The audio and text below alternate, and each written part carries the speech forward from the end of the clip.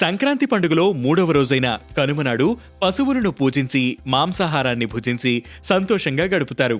అంతా బాగానే ఉంది, కానీ కనుమ రోజున ప్రయాణాలు ఎందుకు చేయకూడదంటారు? ఈ వీడియోలో తెలుసుకుందాం. కొత్త పంట చేతికొచ్చిన సంతోషంలో జరుపుకునేదే సంక్రాంతి. అయితే ఆ పంట కోసం కష్టపడి పనిచేసే రైతన్నకి తోడుగా ఉన్న పాడి పశువులను కనుమ రోజు పూజిస్తారు. పశువుల పట్ల కృతజ్ఞతగా రైతులు ఈ పండుగ చేస్తారు. కనుమ రోజున పశువులను నదీ తీరాలకు కాని చెరువుల దగ్గరకు కాని తీసుకువెళ్లి శుభ్రంగా స్నానం చేయిస్తారు. పశువులకు అందంగా పసుపు, కుంకుమ అద్ది మువ్వల పట్టీలు కడుగుతారు. అలంకరణ మొత్తం అయిపోయాక పూజ చేసి హారతి ఇస్తారు. అలానే వాటికి ఇష్టమైన ఆహారాన్నిచ్చి ఆ రోజు పశువులకు పూర్తి విశ్రాంతి కల్పిస్తారు.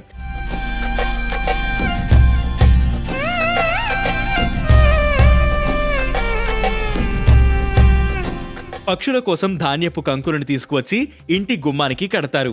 కనుమ రోజున మినుములతో గారెలు మరియు మాంసాహారాన్ని చేసి పెద్దలకు ప్రసాదంగా పెట్టి కుటుంబ సభ్యులంతా కలిసి భోజనం చేస్తారు. మరి కనుమ రోజు ప్రయాణాలు చేయకూడదని ఎందుకు అంటారు?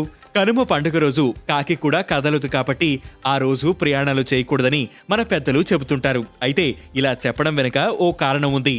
పూర్వం ప్రయాణాల కోసం ఎడ్ల బండ్లను ఉపయోగించేవారు. కానీ కనుమ రోజు ఎడ్లని పూజించడం, వాటికి విశ్రాంతి ఇవ్వడం సాంప్రదాయం. కానీ పండుగ రోజు కూడా ఎడ్లని ఇబ్బంది పెట్టడం ఇష్టం లేక అసలు ప్రయాణాలే వద్దని పెద్దలు చెప్పేవారు.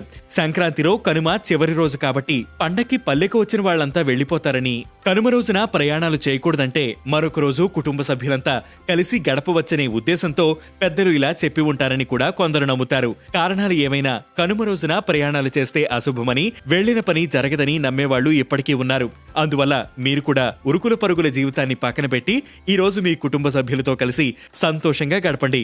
వేటి న్యూస్ యూజర్లందరికీ కనుమ పండుగ శుభాకాంక్షలు.